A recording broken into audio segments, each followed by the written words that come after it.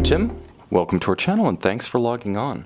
Today we're discussing the Journe Octa Quantieme Perpetuel 40mm in platinum. You can see and you can purchase this instantaneous jump automatic perpetual calendar on our website. Subscribe to our YouTube channel if you enjoy these videos, and please click on that card in the upper right hand corner of the screen at any time during the video to see our full sales listing for this watch with accessories included, additional high-resolution images for your desktop, and complete pricing details for this Journe Octa Quantieme Perpetuel. Now, the watch on my wrist is a good match. At 40mm, it's the smaller of the two options, the larger being 42 for truly Herculean wrists, but this one's more versatile and wears better over a broader range of wrists.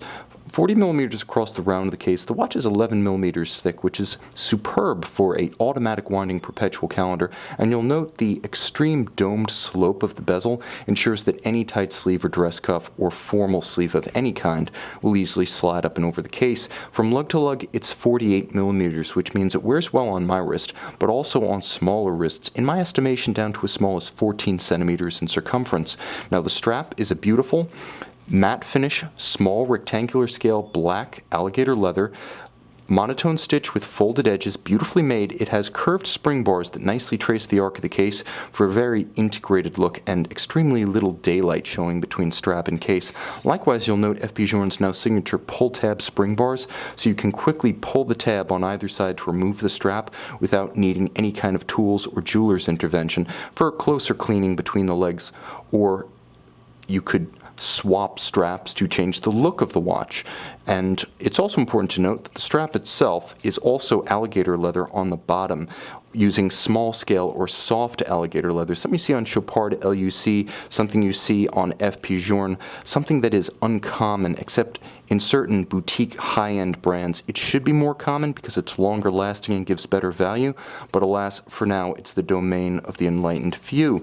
And Journe, in this case, upgraded the watch with an optional extra. While the watch is typically fitted on a pin buckle, this full folding white gold clasp gives it just a little bit more security when buckled, making it harder to drop. Likewise, the extra mass of the white gold folding buckle provides a nice counterweight to the watch when it's on the wrist. So if you like to wear your watch loose, it has a little bit of a keel on the bottom so it won't capsize or porpoise.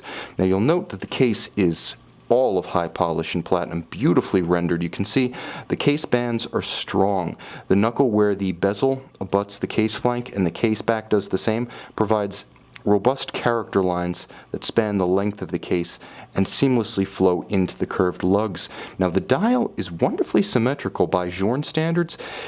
Calculated symmetry is something of a Journe design trademark, and yet here he's gone out of his way to ensure that the watch has remarkable aesthetic balance. Railroad track outboard, a little bit of a quirky stylized set of Arabic numerals that expand and contract as they run around the inner dial as fit necessitates. You also note the beautiful white gold, high polished, screw fixed bezel for the inner dial. Now, you can see the screws on the dial are a Journe trademark.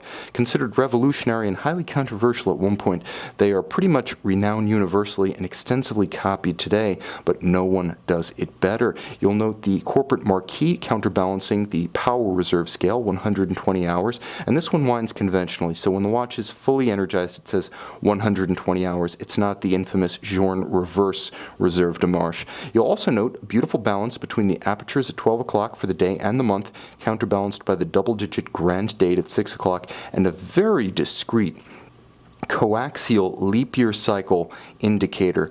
The watch is remarkably handsome, and although not conventional in an aesthetic sense, it certainly exudes a balance that's rare among Journe references.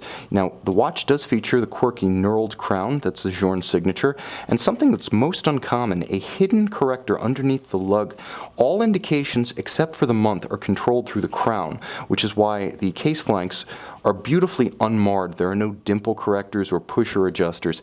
Everything is done through the crown with the exception of the month. Turning the crown in its intermediate position in one direction moves everything in sequence, in the other adjusts only the date. And when you do need to adjust the month, again, so beautifully integrated that you could easily miss it without knowing it's there. Now, the movement itself is based on the Octa Caliber 1300.3 18-karat rose gold, beautiful barleycorn clou de Paris guilloche on the rotor, tight and even perlage on the base plate, all screw heads, high polished, circular Côte de Genève on the bridges. One feature that I've noticed that's improved over the years on Journe watches, and let me try to get it here. I'm a little bit focused on the movement, but there we go.